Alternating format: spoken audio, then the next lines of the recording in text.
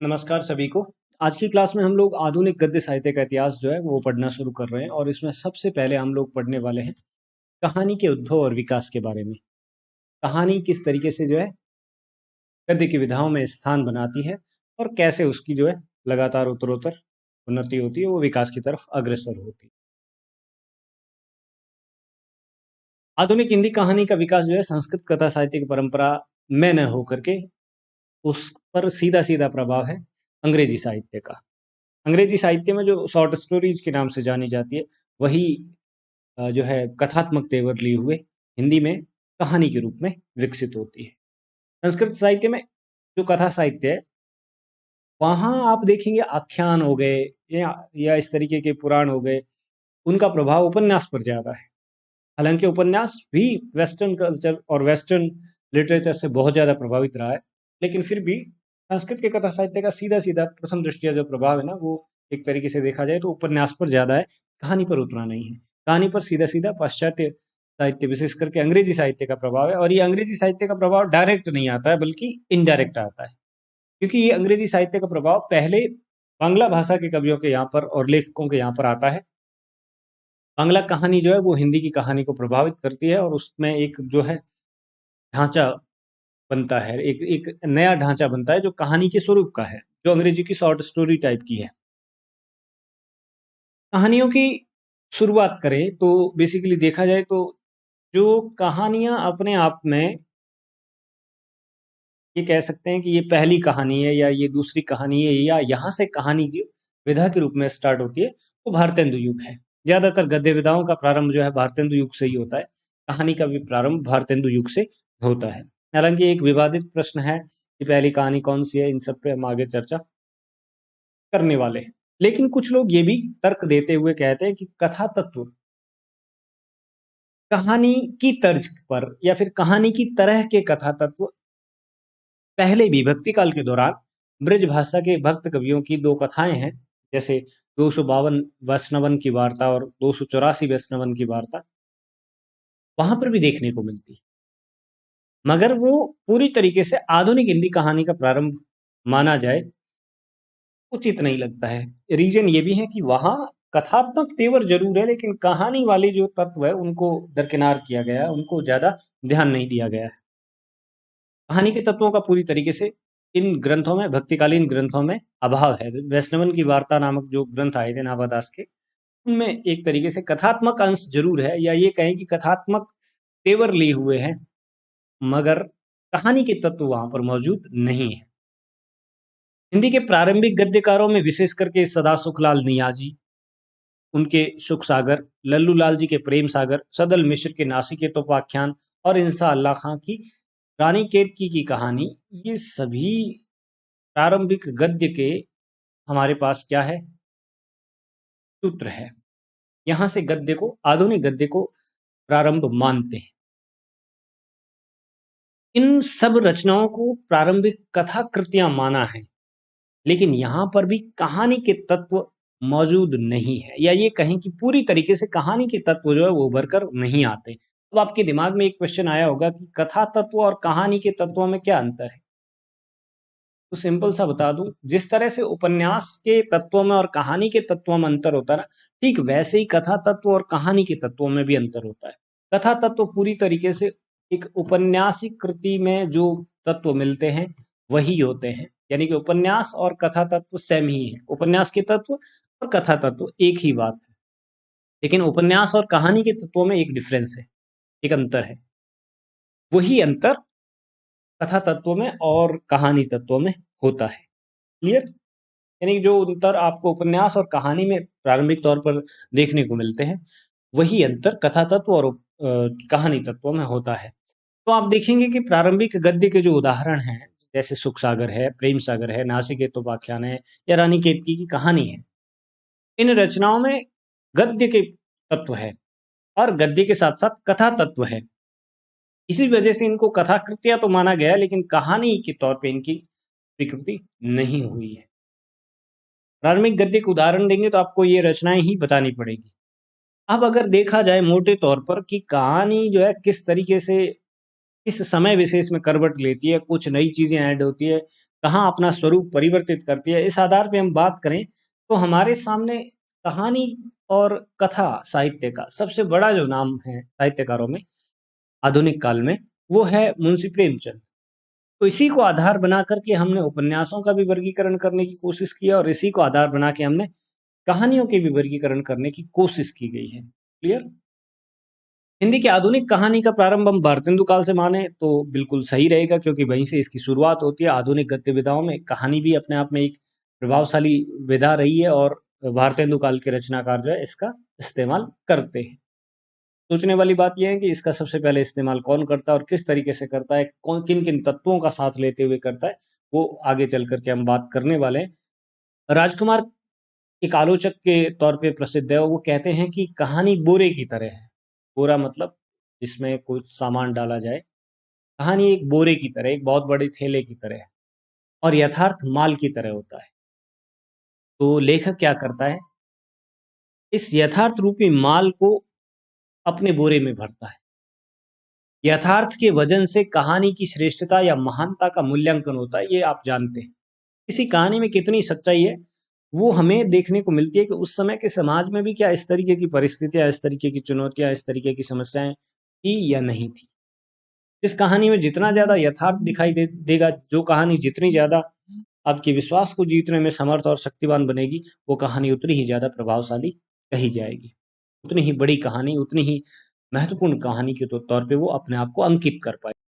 अब अगर बात की जाए पूरे के पूरे कहानी के समय को विभाजित करने की, तो सबसे पहले जो मैंने बताया थोड़ी देर पहले कि प्रेमचंद को आधार बनाते हैं, क्योंकि कथा साहित्य में जो है प्रेमचंद अपना एक महत्वपूर्ण स्थान रखते हैं, कथा सम्राट के नाम से जाने जाते हैं।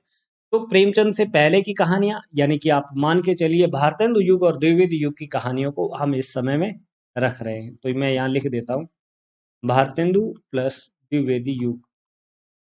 इस समय की कहानियों को हमने किस में डाला है, प्रेमचंद पूर्व कहानियों में। क्लियर? फिर उसके बाद प्रेमचंद युगीन कहानियां, इस समय में बेसिकली टारगेट किया गया है एक तो प्रसाद को। प्रसाद ने भी खूब शानदार कहानियां लिखी और दूसरे जो पूरे कथा साहित्य के कथा सम्राट के तौर पे जाने जाते हैं प्रेमचंद को। प्रेमचंद जी और प्रसाद जी की कहानियां जो है इस युग विशेष की कहानियों में अपने आप में सिरमौर है। उसके बाद समय आता है प्रेमचंदोत्तर कहानी, वही ये समय है छायावादोत्तर काल का समय, जिस समय प्रगतिवाद, प्रयोगवाद, नई कविता, ये सब कुछ अपना स्थान बना रही थी। यानी कि आप मान के चलिए प्रेमचंदोत्तर कहानी में नई कविता के दौर की जो कहानियां रही है, क्लियर, उन तक ये जो है समय रेखा चली जाती। और उसके बाद है समकालीन कहानी। जिस तरीके से कविता में समकालीन कविता के नाम से आंदोलन चला था, उसी तरीके से समकालीन कहानी भी एक आंदोलन के रूप में उभर के आया। जिस तरीके से छायावादोत्तर काव्य में समकालीन कविता जो है वो अपने आप में एक बहुत महत्वपूर्ण आंदोलन रहा है, जो समकालीनता को अपने में समेट के चलता है, यथार्थ के स्वरूप को ज्यादा महत्व देता है। ठीक उसी तरीके से कहानियों में भी ऐसा हुआ। कमलेश्वर हो गए, राजेंद्र यादव हो गए, ऐसे मोहन राकेश हो गए, ये ऐसे रचनाकार थे जो यथार्थ को लिखते थे, उस समय विशेष की समस्याओं को जो है चित्रित करने की कोशिश करते थे और उसमें एक साहित्यिक टच देते थे। ऐसा नहीं कि विकृत, यथार्थ का विकृत स्वरूप यहाँ पर नहीं है, बल्कि यथार्थ का एक वो स्वरूप रखने की कोशिश की गई है, चाहे वो निर्मल वर्मा है, चाहे वो मोहन राकेश है, चाहे वो कमलेश्वर है, चाहे वो राजेंद्र यादव है। ये सारे लोग ऐसे थे जो यथार्थ को साहित्यिक अंदाज में प्रस्तुत करते हैं और समकालीन आंदोलन जुड़ता है। और उसके बाद के समय में आप गिनेंगे तो आज की आधुनिक कहानी जो है वो कई धाराओं में विभक्त हो गई है, कई सारे विमर्श जो है उसमें शामिल हो जाते हैं। तो समकालीन कहानी के बाद का जो समय है वो आज की कहानी का समय है और ये कई सारे विमर्श में विभक्त हो गया। जैसे स्त्री विमर्श की कहानियां लिखी जा रही है, जैसे दलित विमर्श की कहानियां लिखी जा रही है, जैसे एलजीबीटी पर कहानियां लिखी जा रही है, जैसे मनोवैज्ञानिक आधार पर बहुत सारी जो शाखाएं हैं भिन्न भिन्न प्रकार की, उनको आधार बना के कहानियां लिखी जा रही है। और इसकी शुरुआत समकालीन कहानी आंदोलन के समय से हो चुकी थी। फिर आगे चल करके ये और ज्यादा प्रभावशाली बनती है, आगे चल करके ये शाखाएं ज्यादा फलती फूलती है। तो इस तरह से प्रेमचंद को केंद्र में रख करके हम कहानी को भी अब अध्ययन करेंगे और इस तरीके से उपन्यास को भी अध्ययन करने वाले हैं। आगे बढ़ते हैं कि पहली कहानी कौन सी थी। जब हम भारतेंदु काल से कहानी की शुरुआत मानते हैं तो पहली कहानी कौन सी थी, ये प्रश्न अपने आप में जटिल है और इसका कोई एक उत्तर नहीं हो सकता। हर व्यक्ति के नजरिए से, हर व्यक्ति के अध्ययन और विश्लेषण क्षमता के आधार पर अलग अलग उत्तर है। सबसे पहली कहानी के अंतर्गत कौन कौन सी कहानियां अपना जो है दावा करती है।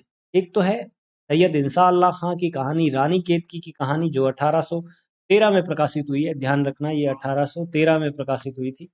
कुछ लोग इसको 1808 भी बताते हैं। ठीक है, तो दोनों जगह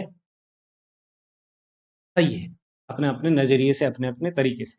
1803, 1808। ठीक है, कुछ लोग 1803 बताएंगे, कुछ लोग 1808 बताएंगे। डॉक्टर गणपति चंद्र गुप्त और डॉक्टर राम रतन भटनागर के अनुसार यही पहली कहानी है, लेकिन गुप्त जी बाद में बदल जाते हैं। गणपति चंद्र गुप्त कहते नहीं, कहानी तो यही है, मगर पहले कहानीकार ये नहीं। इसको बताते किशोरी लाल को बताते। किशोरी लाल की कहानी इंदुमती। क्लियर, बात समझ में आई। सैयद इंसा अल्लाह खां को, ये वही इंसा अल्लाह खां है जो प्रारंभिक गद्य चतुष्टय में शामिल होते हैं। तो इंसा अल्लाह खां की रानी केतकी की कहानी को पहली कहानी तो बताते हैं, गणपति चंद्र गुप्त भी बताते हैं, राम रतन भटनागर भी बताते हैं, मगर गुप्त जी ये कहते हैं कि ये पहले कहानीकार के तौर पर ख्यात नहीं हुए। बस इन्होंने ये एक कहानी लिख दी और इसी वजह से जो है, और वो भी अपने आप में संपूर्ण नहीं, बहुत संक्षेप में है, पहली चीज। और दूसरी चीज ये कि सारे कथा तत्व, सॉरी, सारे कहानी के तत्व इसमें मौजूद नहीं है। तो तात्विक विवेचना करें कहानी की, या फिर आप उसके उपयोग को ध्यान में रख के बात करें, तो ये कहानी अपने आप में फेल हो जाती है। किशोरीलाल तो पहली कहानी जरूर मानते हैं, सॉरी, गणपति चंद्र इसको पहली कहानी जरूर मानते हैं, लेकिन पहले कहानीकार के तौर पे वो किशोरीलाल गोस्वामी का नाम लेते हैं। राजा शिव प्रसाद सितारे हिंद, जो कि एक राजा थे और हिंदी के अच्छे सेवक थे। हिंदी और उर्दू विवाद में ये उर्दू के पक्ष में रहे थे, ये भी ध्यान में रखिएगा। राजा लक्ष्मण सिंह जी जो थे वो हिंदी के पक्ष में रहे। सितारे हिंद की कहानी थी राजा भोज का सपना, जो 19वीं सदी के उत्तरार्ध में प्रकाशित होती है। कुछ लोग इसको भी पहली कहानी के तौर पे बताते हैं। किशोरीलाल गोस्वामी की कहानी है इंदुमती, जो कि 1900 में, परफेक्ट 1900 में प्रकाशित होती है।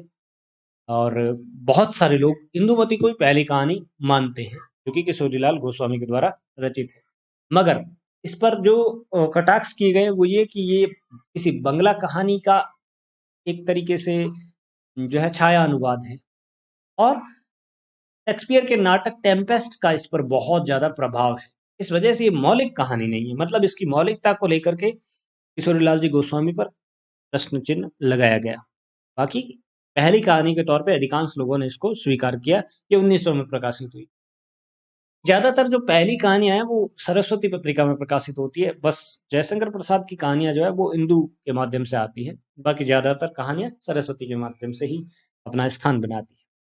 अब हुआ क्या, इंदुमती को मान लिया गया, मगर इसी दरमियान कुछ नई रिसर्च आए सामने, और नई रिसर्च में ये चीज क्लियर हुई कि छत्तीसगढ़ मित्र नाम का एक अखबार था, और उसमें एक माधव सप्रे की एक कहानी छपी थी, एक टोकरी भर मिट्टी, जो कि 1901 में छपी थी। श्री देवी प्रसाद वर्मा का ये दावा है, वो ये कहते हैं कि यही हिंदी की वास्तव में पहली कहानी, क्योंकि इंदुमती पर तो ये आरोप लगाया गया कि वो टेम्पेस्ट का छाया अनुवाद है। टेम्पेस्ट की छायाकृति थी बंगला की एक कहानी, और उसी का अनुकरण किया है इंदुमती में। इस वजह से उसको आप मौलिक रचना के तौर पे स्वीकार नहीं कर सकते हैं। क्लियर,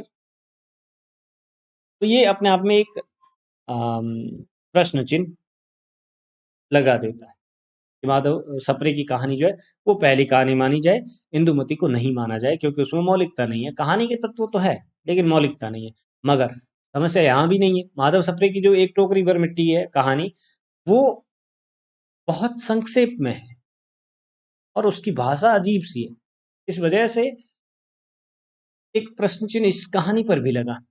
आचार्य, अब क्या हुआ, 1900 में इंदुमती को पहली कहानी के तौर पे स्वीकार किया गया, मगर शुक्ल जी ने क्या कर दिया, ये कहा कि इस पर बंगाली कहानी का एक तरीके से छायानुवाद का आरोप है, और दूसरी टेम्पेस्ट का प्रभाव है पूरी तरीके से शेक्सपियर के नाटक का। और तब तक ये जो एक टोकरी भर मिट्टी है ये प्रकाशित, मतलब इसके बारे में ज़्यादा जानकारी मिली नहीं थी। और 1903 में शुक्ल जी ने सोचा कि चलो मैं एक कहानी लिखता हूँ और एक कहानी से अपने आप को अमर कर लेता हूँ।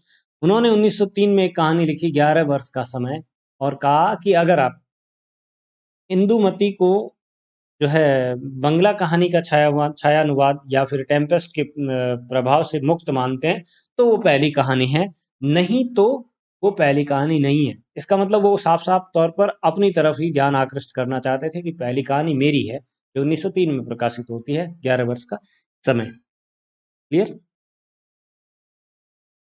फिर उसके बाद में बंग महिला की एक कहानी है, दुलाई वाली, वो 1907 में प्रकाशित होती है, और इसको भी पहली कहानी के तौर पे अंकित किया जाता है, नाम लिया जाता है। मगर ये कहानी बाद में आई, 1907 में आई, तब तक कुछ कहानियां जो है प्रकाशित हो चुकी थी। ज्यादातर लोग जो है किशोरीलाल गोस्वामी की इंदुमती को पहली कहानी के रूप में स्वीकार करते हैं। वो मानते हैं कि एक कहानी का प्रारंभिक चरण था और इस समय में किसी कहानी की छाया पड़ सकती है, या ये कि किसी कहानी का प्रभाव या किसी रचना का प्रभाव शुरुआती दौर में होता है। इस वजह से इसको स्वीकार किया जाना चाहिए, क्योंकि ये पहली रचना है, पहली कहानी है, 1900 में प्रकाशित होती है। इस वजह से इस कहानी को जो है महत्व दिया गया। रानी केतकी की कहानी को तो खुद इंसाल्लाह खान ने कहानी नहीं माना है, ये भी ध्यान रखना। खुद रचनाकार ने इसको कहानी नहीं मान करके इसको कथा माना है। और कथा और कहानी में एक बहुत बड़ा डिफरेंस होता है, जो उपन्यास और कहानी में अंतर होता है कुछ वैसा ही, क्योंकि कहानी पाश्चात्य साहित्य से आती है, और पाश्चात्य साहित्य में कहानी का मतलब क्या होता है? Short story. हमारी हिंदी की जो कहानी है पाश्चात्य साहित्य में वही शॉर्ट स्टोरी के नाम से जानी जाती है। और ये जो शब्द है शॉर्ट स्टोरी के संदर्भ में कहानी शब्द का जो है प्रयोग किसने किया? सबसे पहले प्रेमचंद ने ही इस चीज का प्रयोग किया था, कहानी शब्द का। ठीक, कहाँ किया था अगर ये क्वेश्चन आए, और कब किया था, तो 1908 में सोजे वतन प्रकाशित हुआ था, कहानी संग्रह प्रेमचंद का सोजे वतन। उसकी भूमिका में शॉर्ट स्टोरी शब्द के लिए प्रेमचंद जी ने कहानी शब्द का प्रयोग किया था। ठीक है, और ये बात भी हमें कौन बताते हैं कि इस कहानी शब्द का पहली बार इस्तेमाल जो है शॉर्ट स्टोरी के संदर्भ में 1908 में सोजे वतन की भूमिका में मुंशी प्रेमचंद ने किया था। ये बात बताते हैं डॉक्टर गोपाल रॉय। डॉक्टर गोपाल रॉय, ये भी याद रखिएगा, कई बार क्वेश्चन बन सकते। चलिए, डॉक्टर रामरतन भटनागर जयशंकर प्रसाद की ग्राम कहानी को आधुनिक हिंदी की पहली मौलिक कहानी मानते हैं। इसको, ग्राम कहानी को। ग्राम कहानी किसकी है? ये है जयशंकर प्रसाद की। प्रसाद भी अपने आप में एक प्रसिद्ध रचनाकार रहे हैं, प्रसिद्ध कहानीकार रहे हैं, और इन्होंने ग्राम कहानी लिखी थी। उसे पहली कहानी के तौर पे कौन मानते हैं, ये भी एक क्वेश्चन बन सकता है। डॉक्टर राम रतन भटनागर। और आधुनिक हिंदी की, ध्यान रखना, आधुनिक हिंदी की पहली मौलिक कहानी मानते हैं। वो ये कहते हैं कि ग्राम से पहले जो कहानियां प्रकाशित हुई थी, ज्यादातर ऐसी कहानियां हैं जो एक तरीके से कुछ न कुछ प्रभाव लिए हुए हैं, कहीं न कहीं से ये जो है अपना स्थान पहले से बना के चल रही होती है। ठीक है, ये अपने आप में एक बड़ा क्वेश्चन है। मौलिक कहानी पहली डॉक्टर राम रतन भटनागर किसे मानते हैं? ग्राम को मानते हैं, जिसके रचनाकार जयशंकर प्रसाद है। अच्छा, ये कहानी कब प्रकाशित हुई थी? ये कहानी प्रकाशित हुई थी 1911 ईस्वी में। कौन सी पत्रिका में? इंदु में। मैंने पहले ही कहा था, ज्यादातर दूसरी जो कहानियां हैं वो प्रकाशित हुई है सरस्वती पत्रिका के माध्यम से, लेकिन प्रसाद जी की कहानियां जो है इंदु के माध्यम से सामने आती है। इंदु एक पत्र था, सॉरी पत्रिका थी। ठीक है, ये ध्यान रखिएगा। डॉक्टर देवेश ठाकुर लिखते हैं कि रानी केतकी की कहानी कहानी है ही नहीं, बल्कि औपन्यासिक कहानी है। भले ही इंसा अल्लाह खान ने खुद इसे कहानी कहा है, लेकिन इसमें कहानी तत्व की अपेक्षा कथा तत्व ज्यादा है। और बाद में इंसा अल्लाह खान ने भी यही कहा था कि ये कथा है, कहानी है ही नहीं। बस इसके शीर्षक में कहानी कहने का मतलब है ये किसके बारे में कही गई है? रानी केतकी की कहानी है। कहानी है मतलब कि उनके बारे में कुछ कहा गया है। क्लियर? तो इसको हमने कहानी मान लिया जानबूझ के, घसीट कर जो है इंसान अल्लाह खां को एक कहानीकार के तौर पे स्वीकार कर लिया। बल्कि ये क्या है, कथा कथा है और कथा तत्व ही मौजूद है इसमें, अपने आप में विस्तृत और व्याख्यायित की गई है। ठाकुर ये कहते हैं कि कालक्रम की दृष्टि से रानी कीर्ति की कहानी पहली ठहरती है। देखिए यहाँ खुद विरोधाभास की स्थिति में देवेश ठाकुर पहले तो कहते हैं ये कहानी है ही नहीं, बल्कि औपन्यासिक कहानी है। अब इसका औपन्यासिक कहानी का संदर्भ क्या हो गया? कई बार आपने देखा होगा कि कुछ लघु उपन्यास, लघु नाटिका, लघु एकांकी इस तरीके के शब्द आपको देखने को मिलते हैं, जो कि वास्तव में किसी विधा का एक विकृत रूप होता है। कुछ ऐसा ही हुआ क्योंकि बहुत पहले लिखी गई थी।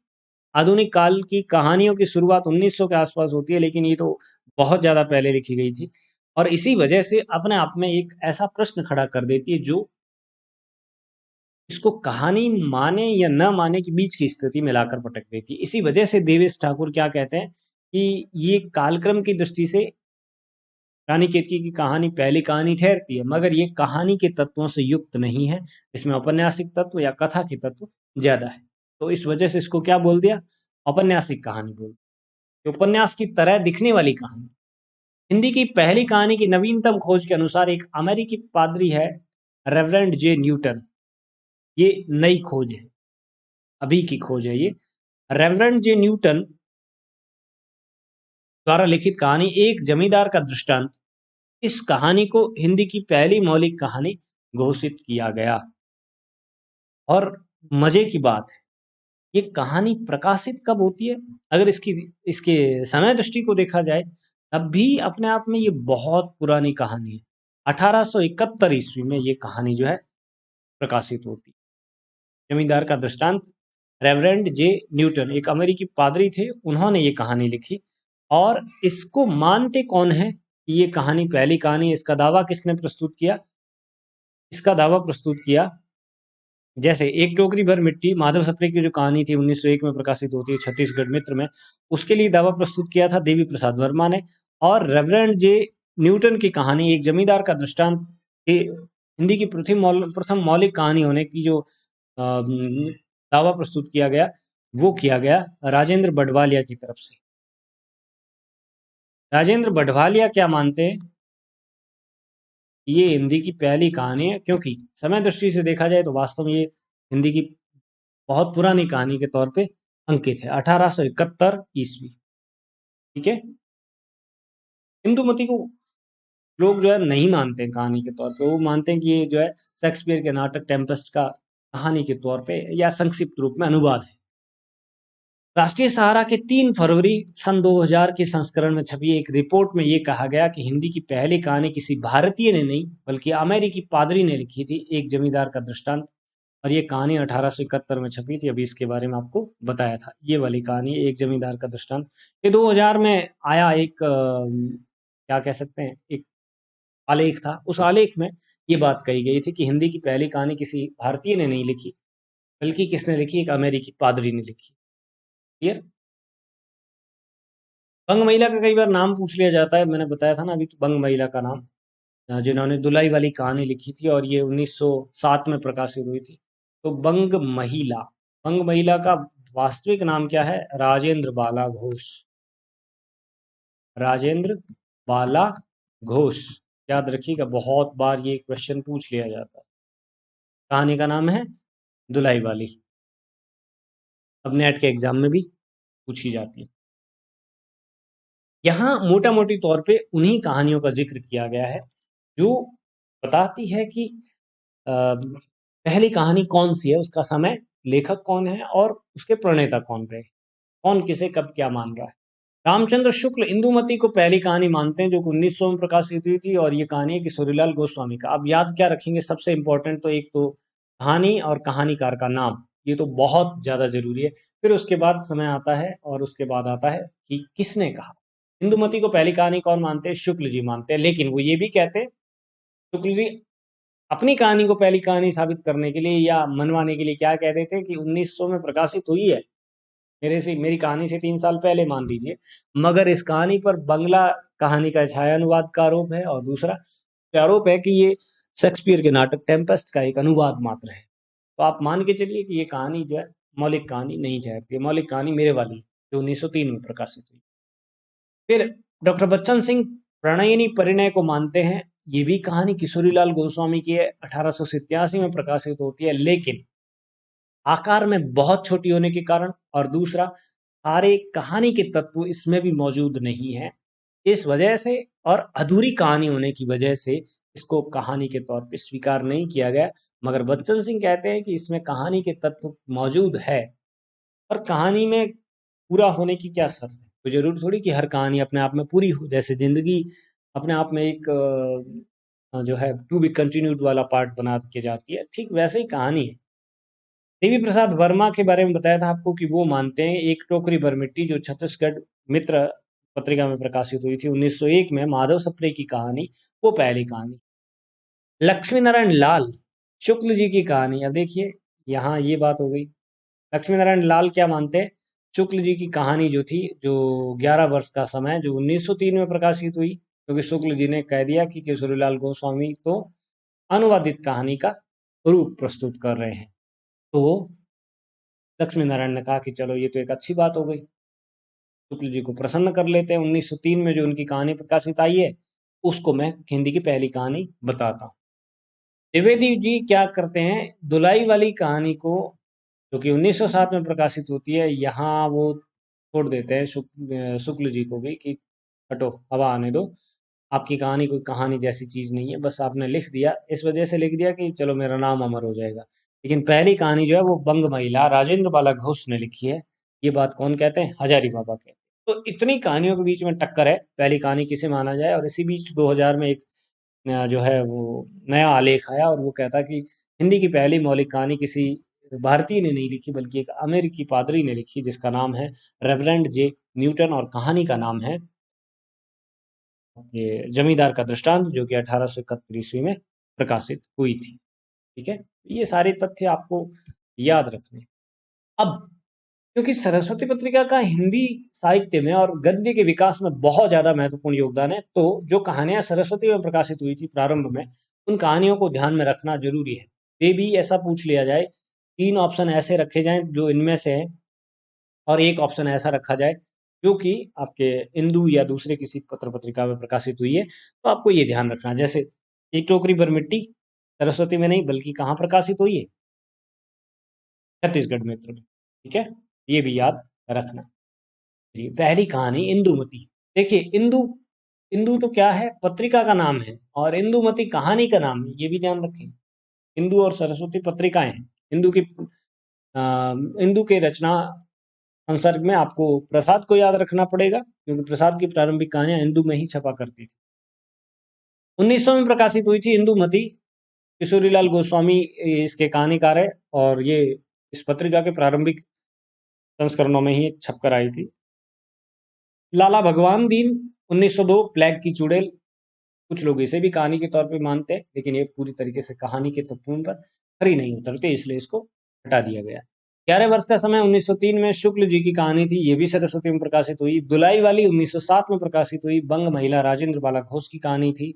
राखी बंधवाई 1909 में वृंदावन लाल वर्मा की कहानी थी, जो कि ऐतिहासिक उपन्यासकार के तौर पे अपना स्थान रखते हैं। रक्षाबंधन भी सरस्वती में ही प्रकाशित हुई, लेकिन प्रकाशन वर्ष एग्जैक्ट नहीं ध्यान में है। कुछ जगह कहीं और समय मिलता है, कुछ जगह कुछ और समय मिलता है, इसलिए यहाँ पर समय नहीं लिखा गया है, अपने आप में एक कंफ्यूजन है। विशंबरनाथ शर्मा कौशिक की कहानी है रक्षाबंधन, ठीक है, और माँ भिखारिणी, ये इनके प्रसिद्ध उपन्यास है। नेक्स्ट, सौत 1915 में सौत कहानी जो है वो प्रेमचंद की कहानी है। कुछ लोग ये भी कहते हैं कि ये प्रेमचंद की पहली कहानी है। ठीक है, पंच परमेश्वर 1916 में प्रेमचंद की कहानी है। कुछ लोग पंच परमेश्वर को पहली कहानी मानते हैं, कुछ लोग सौत को पहली कहानी मानते हैं। इसको हम आगे चल करके डिस्कस करेंगे जब हम प्रेमचंद को पढ़ेंगे। उसने कहा था 1915 में प्रकाशित हुई थी, ये है चंद्रदत्त शर्मा गुलेरी की कहानी, और ये तो अपने आप में एक विख्यात कहानी है। जब हम कहानियों के इतिहास की बात करते हैं, या हिंदी की सबसे प्रसिद्ध 10 या 15 कहानियों को छांटते हैं, तो उसने कहा था का नाम जरूर लेते हैं। तो इनको जरूर याद रखिएगा। ये सारी कहानियों की विशेषता क्या है, एक कॉमन चीज क्या है? ये सारी की सारी सरस्वती में प्रकाशित हुई कहानियां थी। प्रेमचंद से पहले की हिंदी कहानी। हिंदी कहानी की विकास यात्रा सरस्वती से प्रारंभ होती है या फिर इंदु के माध्यम से प्रारंभ होती है। आरंभिक कहानियां इन्हीं पत्रिकाओं में छपी थी, सरस्वती और इंदु में ही। 1907 में बंग महिला राजेंद्र बाला घोष की कहानी जो है धुलाई वाली प्रकाशित हुई थी सरस्वती पत्रिका में। 1910-11 में जयशंकर प्रसाद की कहानी ग्राम वास्तव में 1911 में ही प्रकाशित हुई थी, 10 में लिखी थी इसको। ये किसके माध्यम से प्रकाशित हुई? इंदु के माध्यम से, इंदु में छपी थी। प्रेमचंद युग में चंद्रदत्त शर्मा गुलेरी का नाम भी अपने आप में बहुत ज्यादा प्रसिद्ध है और उनके द्वारा लिखित कहानी उसने कहा था अत्यंत लोकप्रिय हुई। यह कहानी उदात्त प्रेम की कहानी है और कला की दृष्टि से यह कहानी अपने आप में उत्कृष्ट है। आपने इसको कहानी को पढ़ा होगा 11th-12th क्लास में और नेट के एग्जाम में भी ये कहानी अब शामिल की गई है। लहना सिंह इसका मुख्य पात्र है और हिंदी की पहली कहानी है जो फ्लैशबैक स्टाइल में लिखी गई है और बहुत सारी विशेषताएं हैं इस कहानी की। अपने आप में एक विशिष्ट कहानी है जिसने कहानी की दिशा को ही परिवर्तित कर दिया और ऐसी कहानी थी। चलिए इसके बारे में भी आगे चल करके बात करने वाले। प्रेमचंद पूर्व युग में प्रेमचंद, विश्वम्भरनाथ शर्मा कौशिक, सुदर्शन, पांडे बेचन शर्मा उग्र, आचार्य चतुर्सेन शास्त्री आदि कहानीकार अपना स्थान बनाते हैं। अब ध्यान रखिए, प्रेमचंद पूर्व युग में प्रेमचंद का नाम कैसे आया? इसलिए आया, प्रेमचंद को जब कथा सम्राट की उपाधि दी गई या फिर कथा सम्राट के तौर पे स्वीकार किया गया, तो पहले काफी स्ट्रगल जो है इनकी लेखनी में रहा है। क्योंकि पहले ये उर्दू में लिखा करते थे, फिर उर्दू से हिंदी में आए, फिर कुछ अनुवाद प्रकाशित हुए, फिर मौलिक कहानियां लिखना फिर से स्टार्ट किया।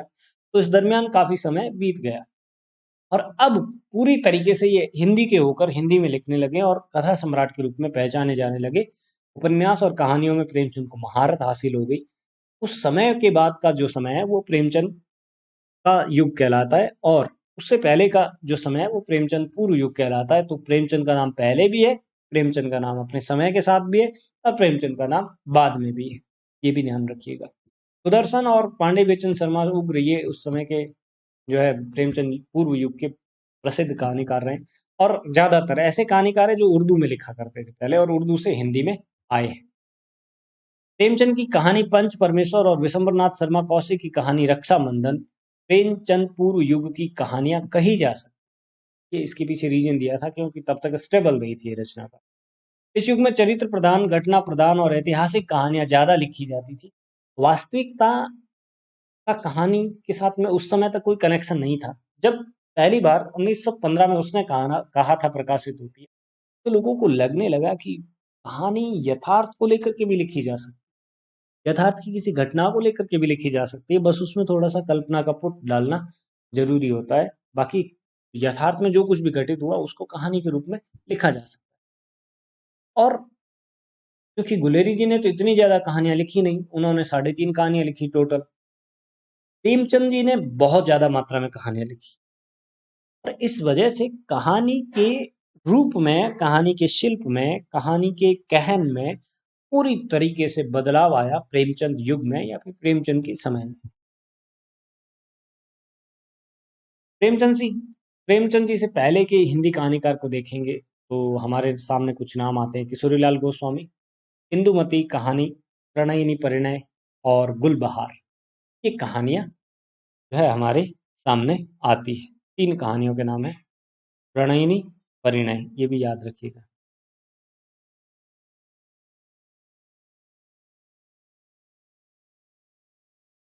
ठीक है, ये 87 में प्रकाशित हुई। 1887।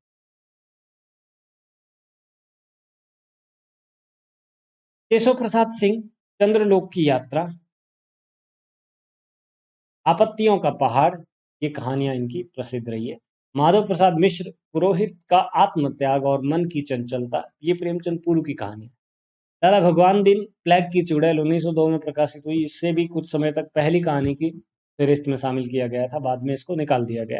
रामचंद्र शुक्ल की कहानी है 11 वर्ष का समय, 1903 में प्रकाशित हुई। गिरिजादत्त वाजपेयी की कहानी पति का पवित्र प्रेम, पंडित और पंडितानी, 1903 में ही प्रकाशित हुई दोनों।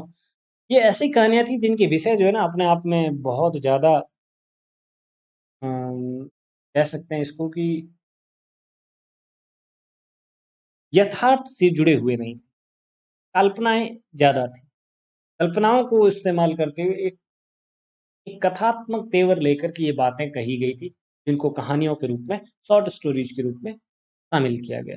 तो ये इस तरीके से कहानी जो है अपना विकास करती है, आगे बढ़ती है।